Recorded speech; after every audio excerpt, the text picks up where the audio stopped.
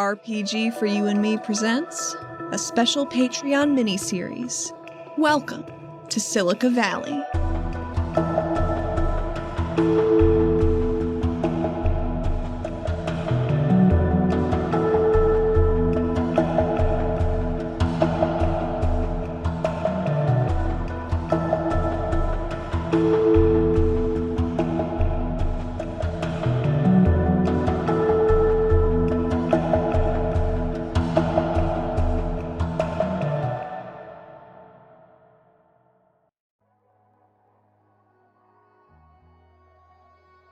We open on jagged, rocky peaks jutting up through the foggy mists hanging over the cobalt tier. The sun blazing high in the sky, reflecting off of the water molecules of the fog itself. Impaled upon several of the jagged spires is the broken husk of Fun Voyage, the gambling riverboat that met a rocky end. On the lowest tier of Fun Voyage's decks, we see several figures standing and staring down into the remnants of the mist itself. The prisoner, Chikaro the Karnak, leader of the bandits, having met a more than grisly fate. Grisly. Perhaps both. Perhaps both. So we have just made some fear rolls. Set has attained a new major phobia of heights. Graji has a major phobia of falling objects. And maybe we should have Sia make her spirit roll at a -2 now. So last session I did pick up a minor phobia of loud animals, so let's see what I can do with that. That was on the trip up, right? That was on the trip up. We all got it on the trip up. That was a bad round for the team. Oh, also, if you guys, if you've not yet, go ahead and draw your adventure cards. Oh, thank you. So my spirit. Do you remember how good my spirit is? I think it's a D4. That is a D4. Statistically, the die most likely to blow up. It didn't. It didn't. Okay. I guess spend one Benny. Okay. As a matter of, As a matter. As a matter. What's the matter? Oh, what's the matter with you? -2? -2. Oh, it's a 2. Okay. No. Are you gonna stick with that? Yeah. Okay. Then I need you to roll a D20 +2. +2? Yep, and this is gonna be for a fear table result. Should I roll my metal die or... Metal die. Yeah. Thank you, Chase. I'll send you a picture of this. This is a chonky boy. Oh, that sounds like chunky as crap. That is a 4. A 4 +2? Nope. Just a 4? Just a 4. Okay, distracted. The hero is distracted until the end of their next turn. Sheesh. So you want to give me a reading here on your response to Chikaro's ultimate fate as the ricochet of the bullets continues to echo in the fog beneath you as, muffled noises drifting back up. Sia has since stood up and is just looming over the railing looking down. And she's just watching the red mist fall and mingle with the regular mist until it's just kind of mixed in there. And she doesn't know if I don't think she knows if it's really still there in red, but she's certainly still seeing it. And I think she really wants a drink. She's so thirsty. Maybe there's almost the still ringing in her ear, and as her sense of hearing starts to return to her, she can actually hear Set calling out in a panic, reaching his hand up to be pulled up and over the cliff edge while the Cerecor is teetering and clopping its way up. He just has an absolute look of panic on his face. Well, she gets back in the swing of it because, Set's her buddy and she doesn't want him to fall down in the mist too, so she's gonna grab him. We get a point of view shot of Sia as she's looking down into the mist, and her vision refocuses on Set as he's reaching his clawed hand up, and the muffled shouts coming through like a Charlie Brown adult, until they finally cut through, and then we see the light green mists start to fade back into itself and cover the scene from view. You know how when your eyes, you know that your eyes are not focused, but you're just kind of like, what if I just left him here for a while? What if I didn't have to see right for a little while? But she sharpens in. Oh God. Oh man, I didn't know. Oh my. Set looks back for a moment and then spins his head right back around as quickly as he glanced over his shoulder, if not double time faster. breathing heavily, his chest pounding. Oh man, I can't look down. Oh man, that was Graji, are you up here? Yeah, Graji is off to one side. I think he might have even been the first one who made it up. I think he was. Yeah. It was, that's right, it was Graji, Sia, Set. So Graji is off to one side. Claxby is sort of wedged in between the railing over the edge and one of the walls of the riverboat itself, just sitting there, clacking in relative passivity. And Graji takes a stomping step over and puts a hand steadying on Set's shoulder, but his eyes are also, looking back over the edge, and he says, "Oh, it's over. Deep breath."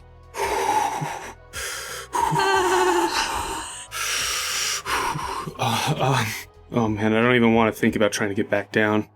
Oh god. Oh man. I don't know. I hope there's not more of those. Maybe there's a ladder. Maybe we could just jump to the big canyon bits up here. Maybe Ray, he can drive. He'll be fine. Can I make a notice roll to look around the top of this mesa, I'm assuming? Mesa-like structure? Yeah, absolutely. Go ahead and make a notice. Before you make the roll, is there anything specific that you're looking for? I'm looking for the layout, if there's any obvious ways into the Fun Voyage, and just the general, how much space do we have? Is there any path? I guess, just get a good look at the area, see how far off the other places are. I'm not going to look back behind me where the cliff edge is. Hopefully I don't have to take a -2 to this. Yeah, no, you're on even footing right now. You're not having to look down. So yeah, go ahead and make a notice. Flat roll. Set said, fuck cool. That shit. Fuck that. I got a 4. 4 is a success. So you get up here, you get your bearings. Honestly, this is kind of a perfect scenario for somebody who doesn't want to deal with heights right now. As you turn to look at Fun Voyage, the blanket of green-tinted mist stretches out as far as you can see in almost every direction here, and kind of makes it look like it's the ground. You can clearly tell that it's not the ground because it still flows and it moves, but you can't see beneath it. And if you look very closely, as it shifts and moves, you can see some blurry images here and there, but for all intents and purposes, it is blocking your view. Yeah, it's almost like looking at fog over a lake in the morning. Absolutely, that's exactly what it looks like. Oh, it's so pretty. And the mist seems to be thickest where you guys currently are. It is emanating from the rocky pillars that Fun Voyage is currently speared upon, although it's coming from below, not above, so you're effectively above the danger level of where that is. With that, I lift my goggles above my brow again and pull my scarf down. Take a deep breath of fresh air, something I haven't been able to breathe for the last several days.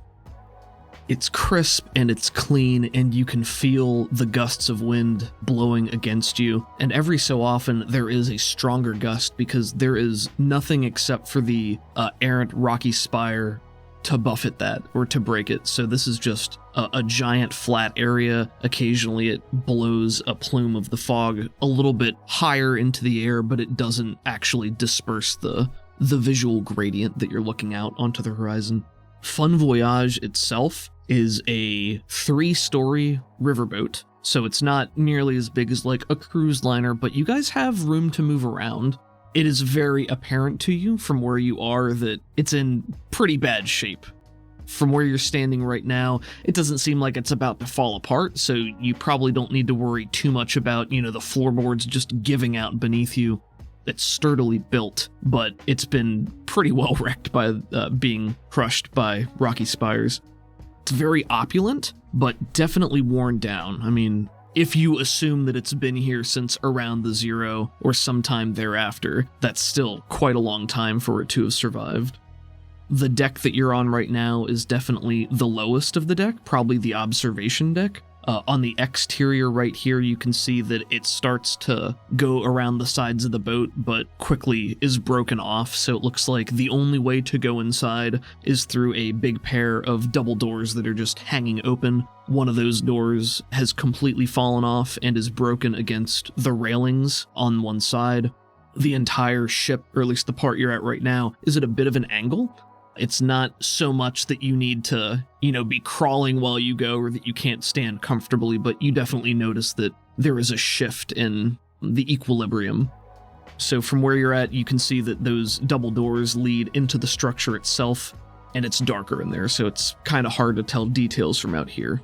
Okay, so the static sense is still going on all of us from a previous encounter that lasts an hour. Okay, sure. Technically, my sandstorm, I think, is the sand cloud is a 10-minute duration, so it might still be going. Yeah, the whole trip up here probably took less than a minute or two, so that could still be going if that's something that you want to be active. Yeah, maybe give us a little bit of cover as we continue forward into this area. It's just a cloud of sand around us instead of a whipping, damage dealing. Shouldn't be eroding anything too much or interfering with the structural integrity of this wrecked cruise liner or paddle boat. What was it? Which type of ship was it? Yeah, I would say it would be the paddle boat style. It's a riverboat, Okay. So I think a paddle boat. It had of course it had the water wheel, because that was what was at the bottom. Yep. Yeah. The water wheel had fallen and smashed along the cliffs, which is what people were climbing up to start their ascent. And you had cast the sight on Garaji as well, is that right? I think all of us had it, actually. I think so. Including did Ray have it too? Yeah, I think I put it on Ray. Yeah. Well, That's Ray's how he's not able up to here make- with you. He's on the bottom anyway. Not a big deal at this point. But Yeah. Garaji makes a couple of mouth clicks to Claxby, and he makes one of those burbling hisses, but then sort of settles in, puts his pincers around some of the railings to just anchor itself. But then he makes to follow you guys. As you go into the structure itself, because you have your static sense up, acts as dark vision, so you can see perfectly, there's a lot of storage down here. Some broken machinery, probably stuff more in line with broken and twisted metal, engines, things like that have been completely destroyed, covered in rust, pieces that have fallen off, maybe tumbled out, broken boxes and crates with missing and destroyed goods. And there's a constant whooshing of escaped air because there are just holes in the sidewall that slant down towards the depths below, but nothing that's wide enough for you guys to fall through. It's more just a constant passage of air that leads deeper. But there doesn't seem to be anything, too terribly interesting down here as you pick through the wreckage and start to make your way deeper. No good scrap or nothing. It depends what you're looking for. Just stuff to help fix the beacon that we got from Garaji. Yeah, I mean, if you're looking around for specific scrap or electronics to try to fix the beacon, that's something you could try to salvage here. Cool. I'd like to try that. I haven't salvaged a lot of electronics thus far. Okay. I think here it's probably going to be a notice at -2. My notice of D4. Nope. I think maybe it's just too rusty. Yeah, and she's a little rattled still. That's fair. Yeah, we get a couple of shots of Sia picking through boxes. You find a lot of old provisions, stuff that's very clearly expired, just basic supplies, maybe a med kit or two that has been torn open and things are missing from the inside, but the machinery itself is all bigger parts, broken, rusted to shit.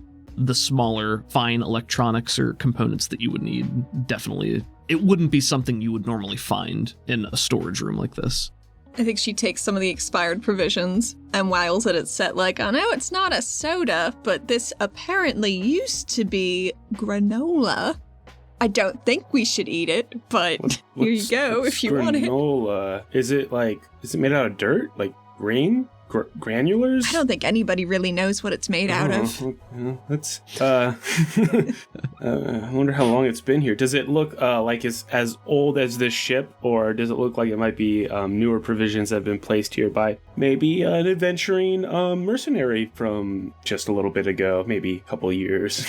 That's a very good question. These provisions definitely look old. This looks like something pre-zero that has probably been here just as long. As you're kind of looking around, I'm kind of on high alert right now. I'm winded. Speaking metagame wise, I only have 6 remaining power points, and we have not gotten a chance to rest. So I would draw my rapier and my shotgun as we continue forward into this dark area because, I don't think we're out of the fire yet. So you hear the snap of the button on my thigh harness for my shotgun, and as I pull out the small sawed off, and then a dull scraping as I pull my the rapier out with my other hand and switch them around. Rapier in my right hand and shotgun in my left as we continue forward. Can you tell us or give us a description of what the rapier looks like? It's a white bone, the Corvallis leather wrapped around the hilt of it, and it's very thin, probably somewhat serrated. It might be micro-serrated, like the actual bone of a ray tail. That's cool. And it being made out of the bone or the stinger of the Corvallis ray, I have the ability to charge it with my own Corey essence to deliver a stun on a successful hit. Very cool. That's so cool. Kind of has a conductive trapping to it, so like it might make me also susceptible to an electric shock or maybe transferring Corey damage into me, but we haven't really covered that too much. So it's effectively a rapier-like blade, not like a sturdy, stout hand-and-a-half sword or anything like that. Just something for quick stabs, straight jabs. Could perform slashing, but for the most part, it's for you want to stick them deep with it and pull out and get out of the way. Kind of like a spear, but different. That's very cool.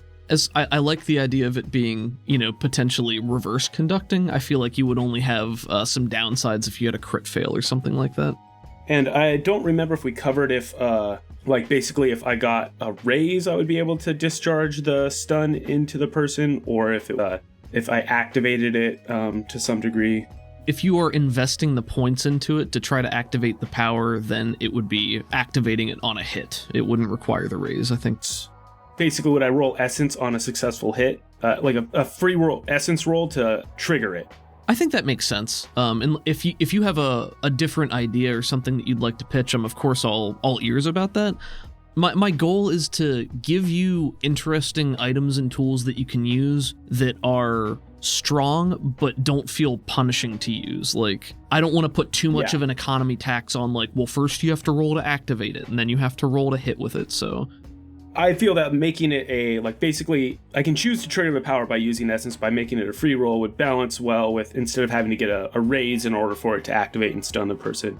I think it's balanced to get a power that I roll for it, because that's kind of how the game economy of the powers work in this game already. But I haven't dealt with a lot of special items in Savage Worlds yet, so like to this degree. But like it'd be like using a power. It's just like I get to use a power and a melee attack in the same action is real great action economy. So I think that's good, So let's say on a hit, if you choose, you can make a free roll to activate your essence and to try to trigger the ability. Yeah. And then it'll trigger just like, the stun power, and we can resolve it that way. So you guys are advancing deeper into Fun Voyage itself. So Set has drawn his weapons. Are you going first, Set? I would definitely keep myself in front of Sia, because, I'm kind of protective. I don't know where Garaji is in the marching order, but him and Claxby are, I imagine, around. I don't think we're in such a narrow corridor that we have to be in a straight line, but I would definitely be like leading the way forward, because this is my whole thing and I'm curious. I need to look for something to indicate where this glittering path kiosk was. So I'm going to be specifically looking out for something similar to that, but also the gal that might be wandering around in here. Was it a gal that was leading this group or no? Yeah, the name that you got was Lock Me. Lock Me. Lock Me, yeah. So Lock Me is about, but I'm also trying to see if I can notice anything in regards to the crypto tube and the glittering path kiosk. Or maybe a giant tiny robot. So Chikaru said that Lock Me fled up the pillar because there were like bandit disputes. Was that the gist of it? That's the gist of what Chikaru told you, yes. So they never came back down. So they could be here, or they could have been ate by a worm. Also possible. I think when you spoke to Garaji, he also indicated that the last he knew, Lock Me was the leader. He said that Lock Me went up. He also said that there's only one person that would be the best guide, and that was Lock Me. I said, well, you're going to be our guide today. So you guys continue forward on the lowest deck through more rooms of these old dusty boxes and crates. Occasionally, a spike of stone and rock juts up through the floorboards. The wood is splintered and falling apart. There's never a big enough gap that you might slip through. It does creak when you walk over it, but the footing holds. you're able to make it basically the entire way through the bottom deck here until the only way to go out is to go onto the outer ring of the ship itself. There's like an interior cabin on each of these decks, and then there's the ring of the deck itself where people would, go out to enjoy the air. So you can go to the outside of the deck, and then there's going to be a big set of stairs that will lead up to the next deck, to deck number 2. I'll cautiously head up the stairs and hope it doesn't creak so loud it gives us away, but we are kind of walking through a cloud of sand, so, it's more about... Well, if you guys would like to make stealth rolls, if you're trying to be careful, then go ahead and make those for me. Do it. I have a D6 stealth. I have a if D4. If there would be something to notice your presence, then this would be an opposed roll. 4. So there's no static difficulty that I can give you here. I got a 5 on my wild die. Nice. Okay. You make your way up the stairs. Again, there's stone that is just protruding from the stair itself, splinters of wood tumbling down like little rocks. You can make your way around and up onto the next deck. Everything here is still a little askew at a bit of an angle as you make your way around and then back through another set of double doors and into the interior cabins. And you can visibly see inside. It's not like these are solid walls. There's sort of a waist-high lip that runs the whole way around this cabin area. Like a guardrail? Yeah, it's kind of like a guardrail, but the rest of it are windows, so you can very clearly see inside. A lot of the windows are smashed, and more bits of wood that would have held the frame falling away, or dangling, or just missing entirely. On the exterior, before you actually go through these double doors, there is a faded sign that is bolted to a stretch of wall there, and it is a cartoon water strider cryptid. With a little name that says, Scurry the Strider says welcome. Oh my gosh. And it's just a cartoon water strider with one of its little bug legs sort of beckoning you in. Like, hey, come on down.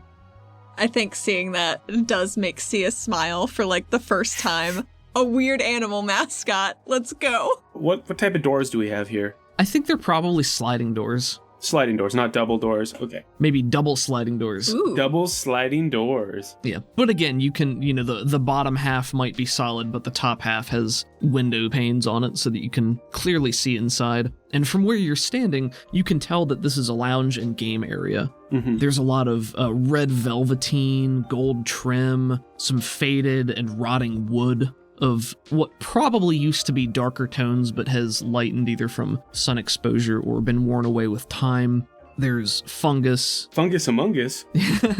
There's some fungus and other bioluminescent plant life that is growing out of the rotted wood. Some insect-devoured furniture, what was probably comfy-looking chairs and sofas, stools pulled up to poker tables, and a big broken roulette wheel, broken windows all around. On one end, there's an ancient, gross buffet with mummified remains of food, probably black and blocky looking from here. I played Breath of the Wild. I know what that looks like. Is it musky, and can we see the little flitters of like dust? Yeah, there's definitely dust here, but because a lot of the windows are broken, there's still just a constant air current. So I think that means that the airstream makes some of the surfaces a lot cleaner because it is able to blow that debris away, but then in more tucked away corners where the stuff isn't broken, you can see more of the dust has settled there. Yeah. I know exactly how that looks. The wind paths and the air currents have swept it clean, but anything that would be shielded by a shelf or in the corners of the little hallways or behind a chair, there'd be like a little teardrop of dust around the chair leg. Exactly, yeah. Yeah. Very cool. So they slide open. So I'm going to motion for Sia and Graji to both open the door while I proceed forward with my shotgun drawn. Sia's in position. She's got her hands clamped on the door. It probably is not as hard to move as she's anticipating. You and Graji both take the cue from Set. When you pull the door to go back, Sia, can you roll me a d6? Yeah.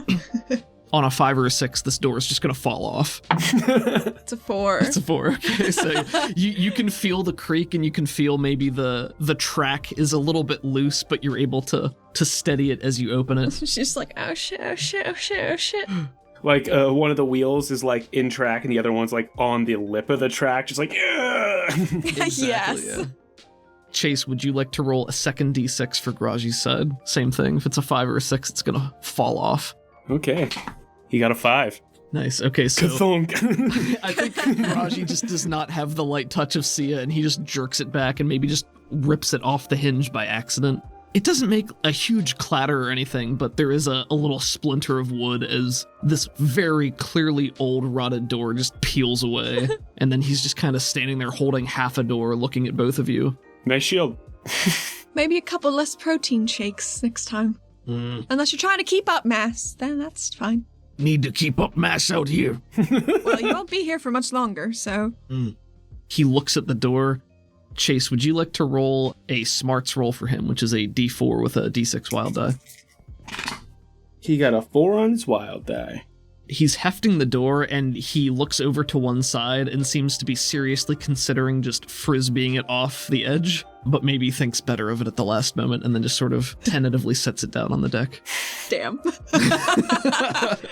Does he have a weapon? Yeah, Graji also has a big spear. Cool. Is it like a tall spear? Like a Guan Yu spear? Yeah, it's probably shorter than that just for practicality because of, available resources and stuff like that. It's definitely made of bone, cobbled together, but still sturdy enough for use. He's had it, at the ready as you guys go through. He's not in like a constant combat stance, but he's prepared for action. You open those doors. Inside here, you can now see that a lot of the tables and chairs have, over time, slid down along the gradient and are now piled along one of the edges. As you get a little bit deeper, one side of this area is just completely torn away and is open air. You're not in danger of accidentally falling out there, and there's clearly some stuff that has slid over there and, created a bit of a safe barrier, but it is something to be aware of. And, the draft always funnels that way because it's the greatest exit. Checks out. You see a bar with many broken bottles, but some of them are still intact. You also note for the first time that there are a lot of skeletons of various humanoid remains scattered about. Many of them, much like the furniture, have been dashed across the side or sort of lying in scattered piles of bones. And some of the more protected areas that, haven't been affected by the air, where the windows haven't broken, you might see one that is straddled in a chair or just slumped to one side. But these are all old bodies, old remains, all visibly humanoid. Mm-hmm. Sia's gonna take a scientific approach to this, because, she's seen bones before.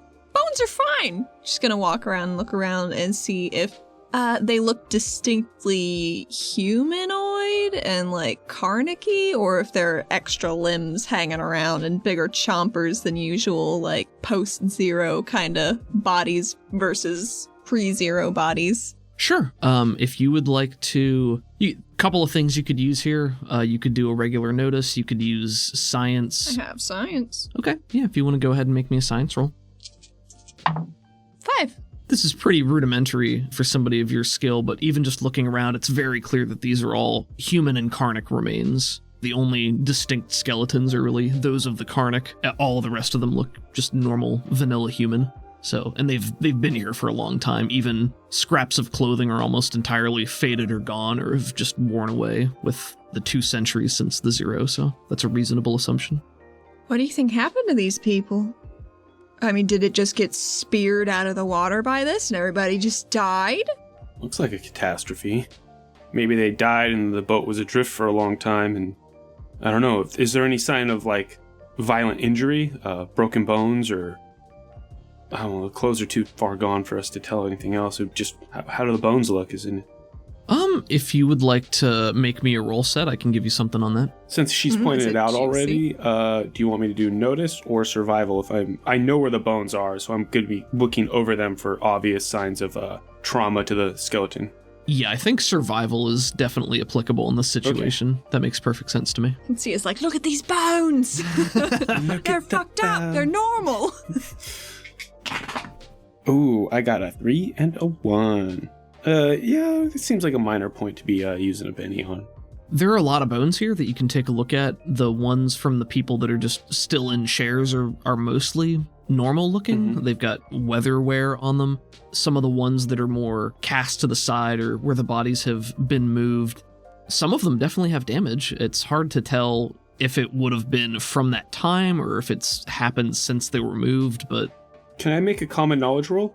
My goal is to, if I can recall what I know about the Zero, was it like a sudden event, like a flash freeze that covered the world and affected a bunch of people, or if it was like a more gradual? Like sure, go ahead. Over weeks and months. Yeah. Like, I guess it's a history roll, but common knowledge is all I got, really, that would pertain to that. Yeah, I wouldn't worry about the specific one. 4 blows up.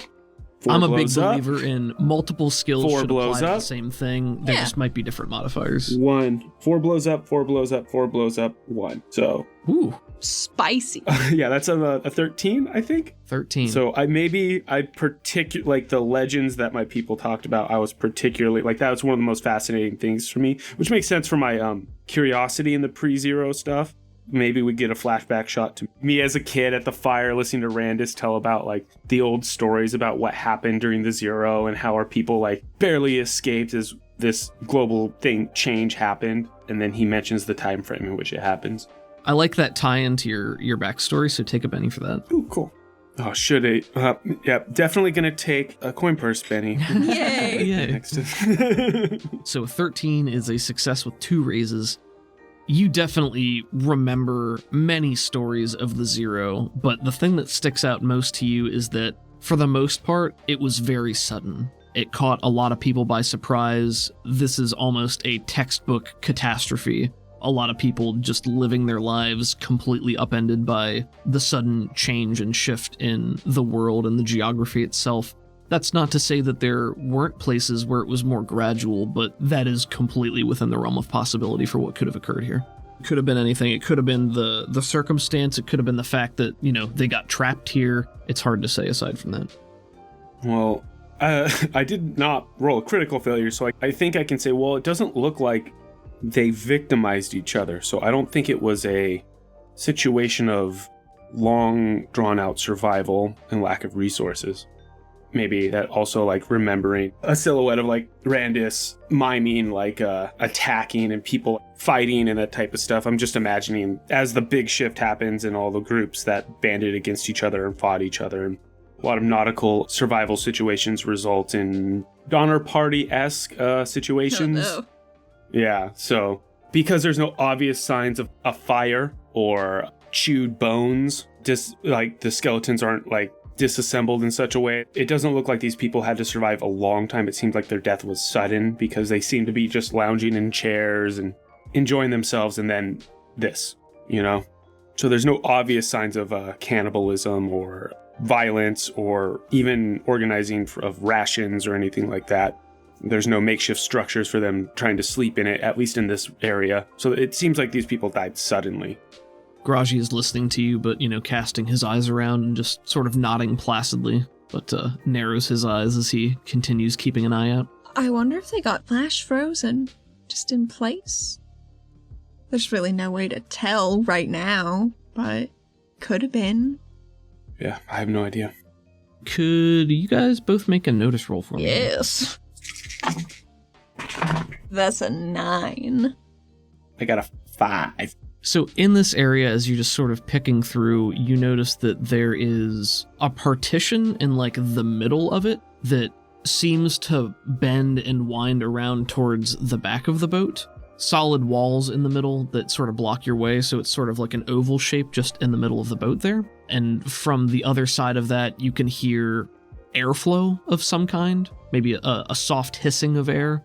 Sia, you can also hear sort of an under-bubbling of additional air distortion that sounds to you like it's probably some sort of a motor, maybe? Ooh, that's spicy. As you got the raise. Sia snaps her slightly too big fingers and points at the direction she can hear. There's like an engine running or something. Something's powered up over there. It's behind a partition, you said? The airflow is coming from behind the partition. Sia, I'm not sure if you can tell exactly where that other sound is coming from. It doesn't sound like it's the same as the airflow, though. It's a little further off. I don't think it's right here or anything. Grashi, maybe it's your Corey source. Maybe it's what you were looking for. Hope so. Is there a smell of ozone in the air? Can I roll to notice that? Yeah, go ahead. 6 blows up. Oh, 7. In this area, it's been hard to separate that smell because the quarry fog is basically everywhere. But since coming up here where the air is a lot cleaner, you can notice that scent has been absent, but moving in here, you can start to smell it a little bit more. Okay. How many exits can I see in this room? We walked in this one door. Is there any other doorways that we can see? The room itself continues to stretch deeper than you've found so far, and I think there's another set of double doors on either side, like your left and your right, that lead back out to the deck. And then there's this partition in the back. The partition, I probably just described it poorly. What I'm imagining is in the center of this area, there is a solid wall that stretches back kind of in an oval shape beyond what you can currently see. So it's just, there is solid space in the middle. Kind of like the island kitchen that might be in a dining hall or something like that.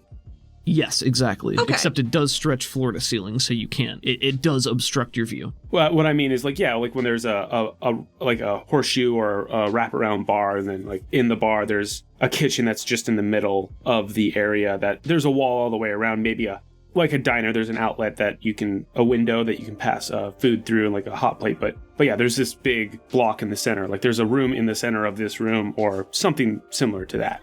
Correct. Sia, as you're telling Set and Raji about what you're hearing, you notice that the motor sound starts to dissipate. Oh, it's stopping. Should we go look for that? Okay, yeah. Stay with me. Graji, Claxby, you see where that partition is? Why don't you guys take the left, we'll take the right. See what we can see. We still have walkie-talkies, right? Or did we give one to Ray? I'm not sure. I would assume you guys still have walkie-talkies. I don't know if you gave one to Ray specifically. Did we have you might have. Oh, we do! Ray has one on the truck. No, he has a comm, so he doesn't even need a walkie-talkie. Yeah. That's fair, yeah. So yeah, me and you have walkie-talkies, and then he's got the CB radio. So if we're on a CB station, we should be able to communicate. If the quarry interference isn't too bad from all the fog. That's a good point. It's a valid point. Sia tosses her walkie-talkie to Graji and just says, keep that on you. He snatches it out of the air in a big meaty fist and looks at it, but then nods to you. Did you turn it on and then toss it to him? I was probably already on. Yeah. He'll follow your instructions. He clips the radio to his hip and then gets his spear in both hands and positions himself on the opposite side. As we move this way, I'm going to be maintaining eye contact, scanning the area and looking back at him and just nodding my head and gesturing with my head and, with my weapons.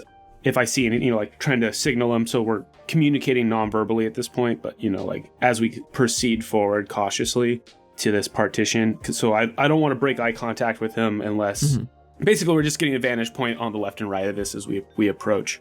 Sure. You guys get on the left and right side there. There is a little arc-shaped bar that separates you. That's where a lot of the alcohol has been, smashed bottles. Some of them are still upright, jagged. Some of them have tumbled to the floor. Some have rolled down to the side and are lying in a pile by the furniture.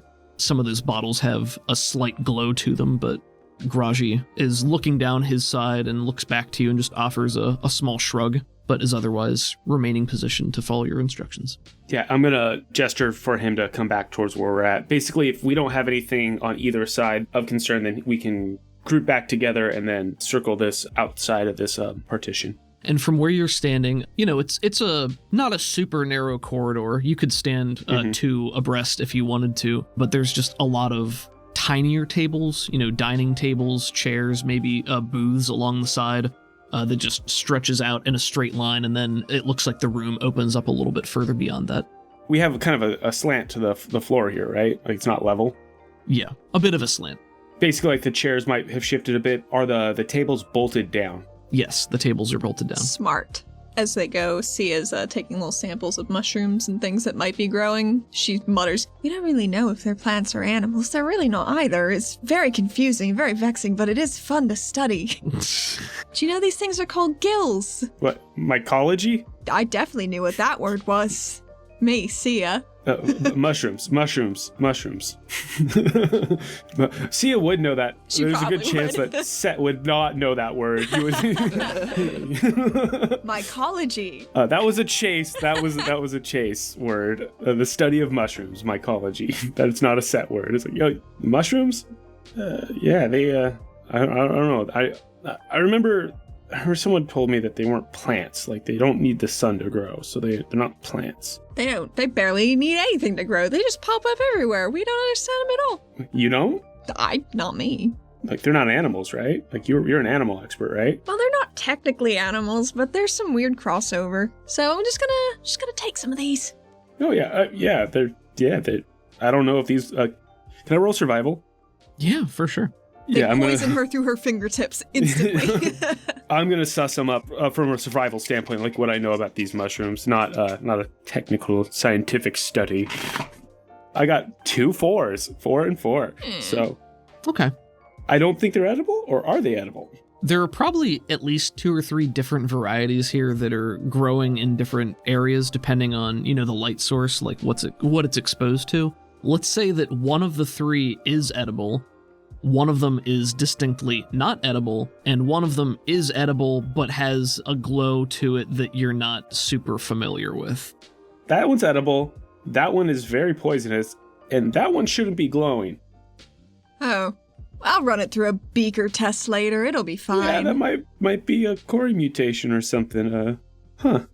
Bioluminescence. Is that the type of stuff you study? I mean, all data is good data, but I really, what I've been focused on primarily is finding different strands of DNA in different creatures and plants to add into crops to make them, more hardy. So if another 0 was to happen, maybe we'd have an easier time with it.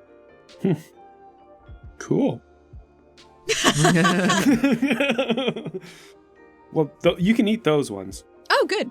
I won't, but... My gun's out, my sword's out, and I'm like circling around cautiously that I catch you out of the corner of my eye, like mushrooms. digging this stuff, and then I have this conversation. It's like, oh yeah, you can eat that one. I don't know about that one. Just imagine him like pointing at them with the rapier, like, yeah, you can eat those, not those. That is a gem. So there's one that glows that you can eat. Correct. Yeah, those sound incredibly useful, especially for like a tribe that lives in cave structures. Well, so I will say that it is the same species of mushroom that you identified as being edible, except this one glows, which is not something it normally does. Okay. Oh, okay. Yeah. So there's 3 types of mushrooms. One I know is edible. One I know is definitely not edible. One's in the air, but all of them are glowing.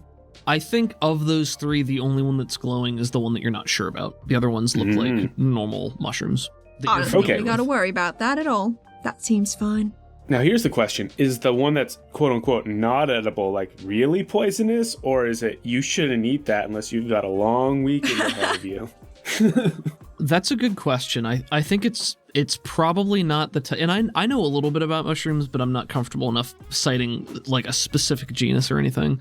It is probably one that you should not eat because it would give you digestive issues, which if you already had, issues could compound those. So it's not like an instant death sentence, but it wouldn't be a fun time. It would certainly exacerbate problems. It'd be food poisoning. Super fun. Maybe I can hand these over to the pesticides division. What's a pesticide? It just keeps bugs and stuff off of plants. Oh, like dirt? That's why you should, if you go to a city, wash any produce you get before you eat it. Produce? Like, vegetables and fruits and... Oh, that kind yeah, of vegetables. Yeah, I know what vegetables. Yeah. Oh, I thought it made something. Produce. But the ground produces it for us to eat. Oh, okay. Yeah, Produce, anti-deuce. Deduce? Deduce. So you're picking at mushrooms. We're continuing forward. And there's no hum anymore. There's no motor hum, but the hum of the air movement is still constant that you can hear through that wall. Okay, so as we circle this partition, is there any portal in it? And by portal, I mean door, not literally like a magic portal that Sure. Magical portals are fine too, though, if there is one. There is one, yeah. That's interesting. As you move along the wall, I think that, there can be a porthole. Porthole? Oh, how appropriate. In the wall with a glass window you can see through, but the glass window is fogged over with green. So you cannot see inside. And there's no doorway? Not on the side, but if are you guys going the whole way around? Yeah. Basically, we both approached on the side in case something came around. Now we're circling around looking to see what the deal is around this. And can we see the back wall of this room now that we've approached this partition as we're going around it? Yes, definitely. So you guys get into the second half of this room. It looks very much like the first half, although this one's a little bit more put together. Half of the room is not open air. It's all enclosed with, more broken windows and stuff. To your left, I'm kind of assuming you went on the right side, but... I had Graji take the left flank until we got up to the thing, and then I had him circle with us to the right, counterclockwise. Gotcha. So you guys get out here. On the opposite end of this oval, it is very clearly a stairwell that goes down. And you can look in there and see that about halfway down the stairs, it's just this green fog. And it's very thick. It's the thickest you've seen it. It's making that same hissing sound. There's a little bit of air burbling on the surface, so some wisps of the green going up and down. The walls of this little room are all rock that have been jut up through the boat itself and are just sort of making a contained room there. But then you can't see any deeper into the fog there. But it's like, It's probably 5 or 10 feet below you, so it's not like it's about to blow up and cover you or you're about to fall into it. You would have to go down into it if that was your choice. Aside from that, at the opposite end, there is a much wider game table bar, sort of like a wide poker table. More skeletons scattered around. Seated at that table is a much more recent-looking corpse.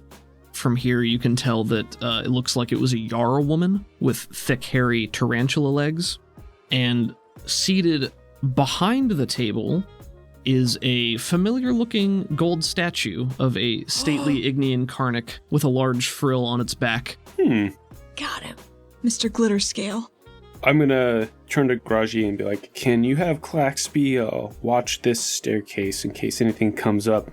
Maybe make a racket while we go check out behind us. He nods to you, walks out the double doors onto the side of the ship and sort of hollers a word out, and then you see Claxby climb up the side of the boat and then come in and Such a good boy. Comes in and plops itself right there. Graji, do you need me to take samples for you? I have all the things. He looks at you and sizes you up a little bit, then nods. But nice. He's gonna keep an eye on you if you're like going to collect the samples. He'll watch you while you do it, just to make sure. That's fine. She wants eyes on her anyway. Yeah. She'll, use more of the walls to get down there, so she's hovering above the fog. Does some work. Okay, sure. Traps it in beakers, corks it up real tight. Yeah, I'm not gonna make you roll to do that. She got those good pneumo seal beakers. She spent a little bit extra cash on it. She felt like it was worth it. And while you're doing this, while you're hovering there, you can watch the wisps of smoke sort of roiling around there, and you can hear that hissing noise coming from deeper. That's probably fine. And there's no real fluctuation to it. It's a pretty constant noise. Once she gets her samples, she clacks back up to the top, jamming her legs into the wall very carefully, but very, steadily. And then she takes a picture of the mist pit. While that's all going on, Set is going to cautiously approach the corpse of the Yarra woman with tarantula legs, sheath my sword, do a quick frisk of the exterior of her clothes, and check for any immediately usable gear, ammunition, med pack, any navigational equipment. Basically, I'm doing a strip down of useful material off of them if they have anything left. And I imagine also if there's any overt evidence of foul play. Sure, that sounds good to me. Why don't you go ahead and make a notice roll to that? Both the dice blow up. Ooh, nice. I didn't know which way that was going to go. So that's either really good or really bad. Yeah, exactly. It is a 10 total. That's really good. The Yarra woman in front of you, like I said, she has hairy tarantula legs, although some of the hair pattern has since started to fall off. And without getting into any kind of grotesque description, you can tell that this body is relatively recent. Probably weeks, since the passing. Not skeletal like the other ones. Just looking over her and in the general area, you see that there is a laptop open on the table in front of her. The battery is dead. Several wires hang out of the laptop itself. One of the wires feeds into her wrist, where you can see she has some sort of a data port. Another one feeds into her temple. There is a little mini satellite dish type accessory that is also plugged into the laptop, but is freestanding on the bar top itself and is sort of open and pointed towards the open window. Mm-hmm. You can definitely tell that there are open provisions around here. Things that, compared to what you found below deck, definitely look more recent. Just general MRE type rations that have been opened and already consumed.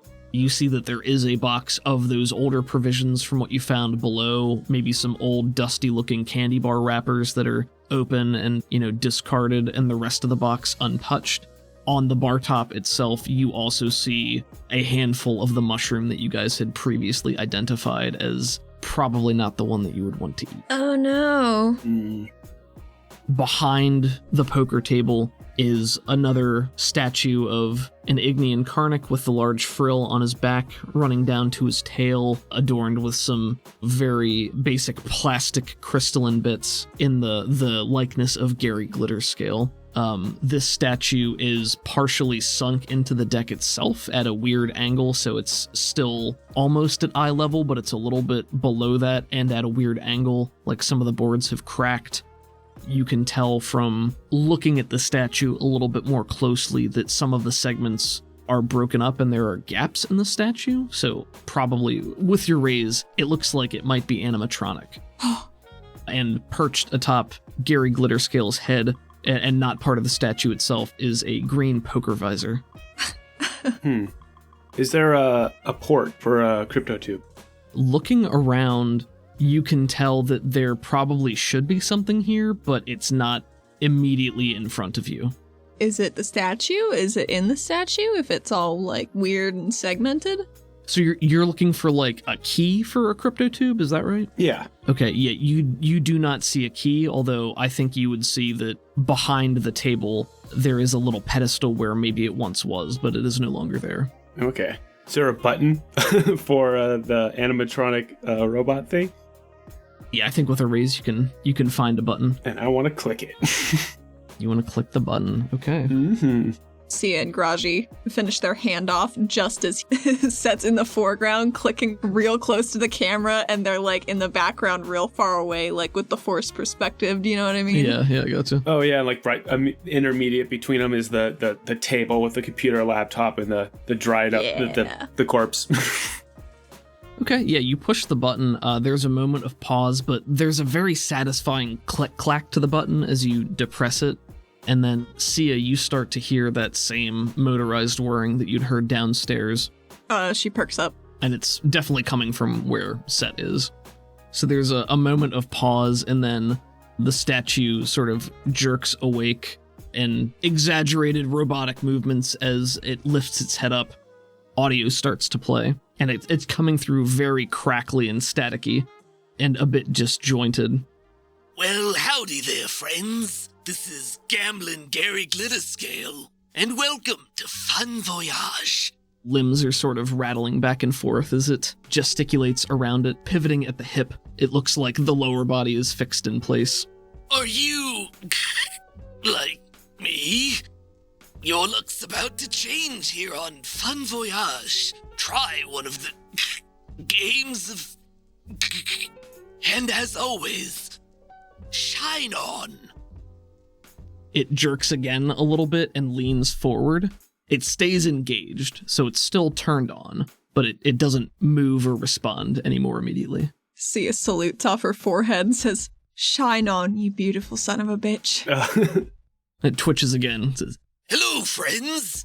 and starts to launch into another little mini conversation that is... Is it the same one or like slightly different? It's probably slightly different, but Okay. a lot of it is lost and, crackles and goes back and forth. Are there lenses in its eyes? Yeah, I think so. Okay, I'm gonna pull out the crypto tube and hold it in front of it and see if that triggers a different reaction. Yeah, you hold up the crypto tube, and the animatronic robot shifts again and turns to face you and says, "Ah, I see we have a traveler of the glittering path. I can only expect you're here to unlock the next stage of your journey." and it continues to jerk back and forth. Well, I can tell you're a winner, but as we all know, luck is important in life. Why don't you try yours here with me? And then it sort of jerks its arms towards the poker table in front of it in a very jarring motion. If you happen to best me, I will unlock the next stage of your journey. Set, do you know how to play poker? Can I roll common knowledge to see if I know what poker is? Yeah, I think that's fine. I don't think this would be a major penalty because poker is still a thing. Yeah, in current day. I don't want to just.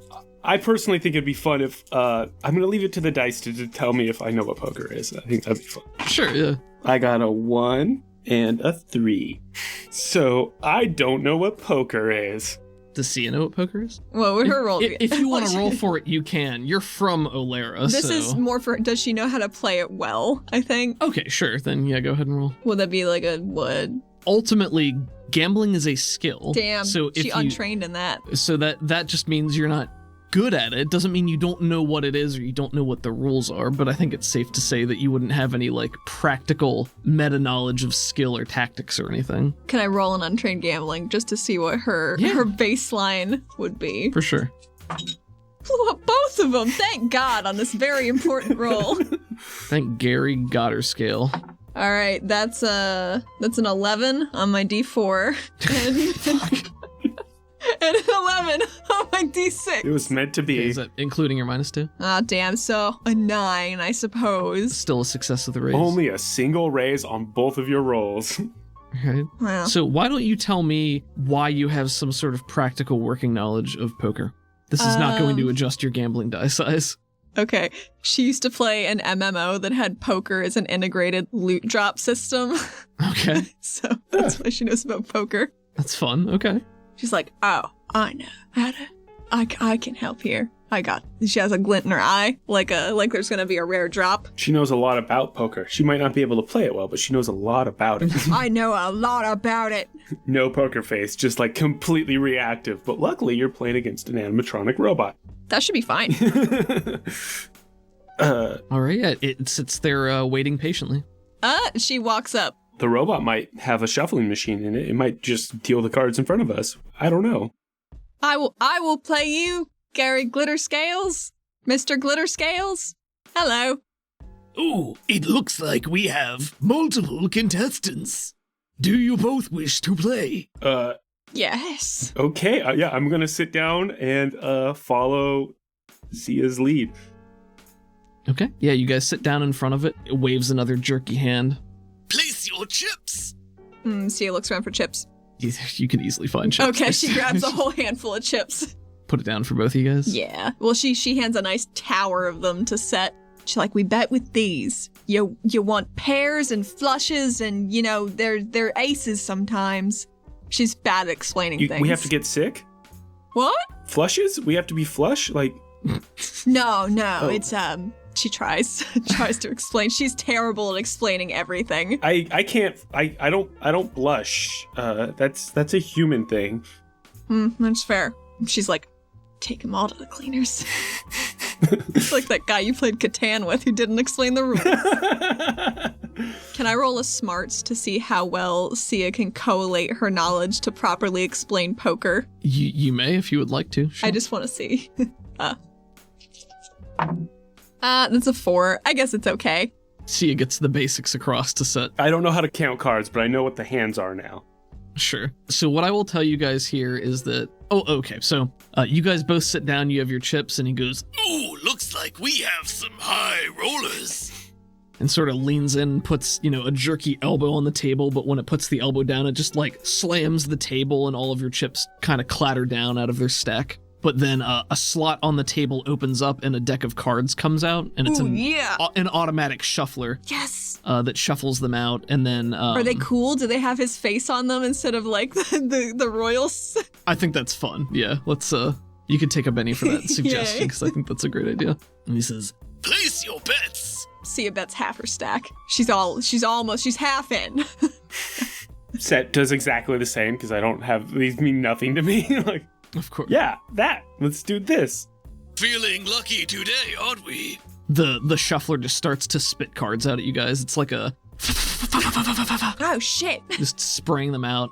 It kind of like turns on a swivel to aim them at you, but there's no rhyme or reason. It is not functioning properly. Catch 5! Catch 5!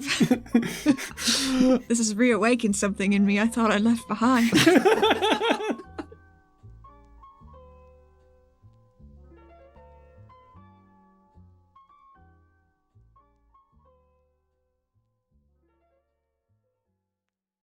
Hi, everybody. Thank you for listening to this episode of Silica Valley with us.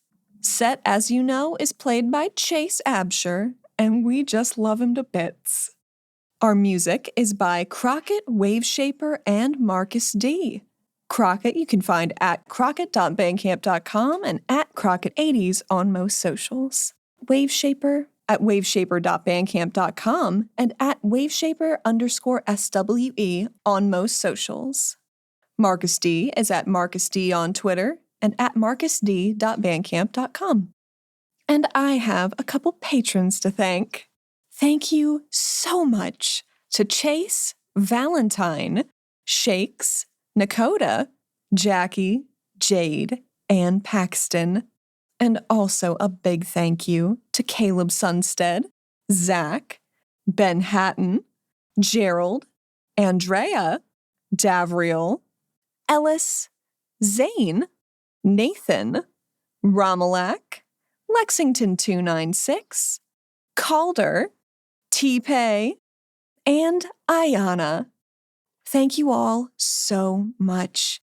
Every bit of support and feedback you give us makes it so much easier to get every new episode right to you. Thank you, especially as we are in this time of realignment. It means the world.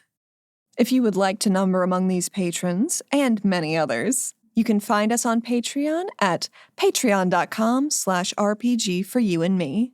Find us at RPGforyouandme on Instagram, TikTok, and Blue Sky. And I'd like to introduce our new social media manager, Mads. Follow them on Blue Sky at the link in the description. Also in the links, our show Discord. It's free to join, so come on, hang out. See you next time.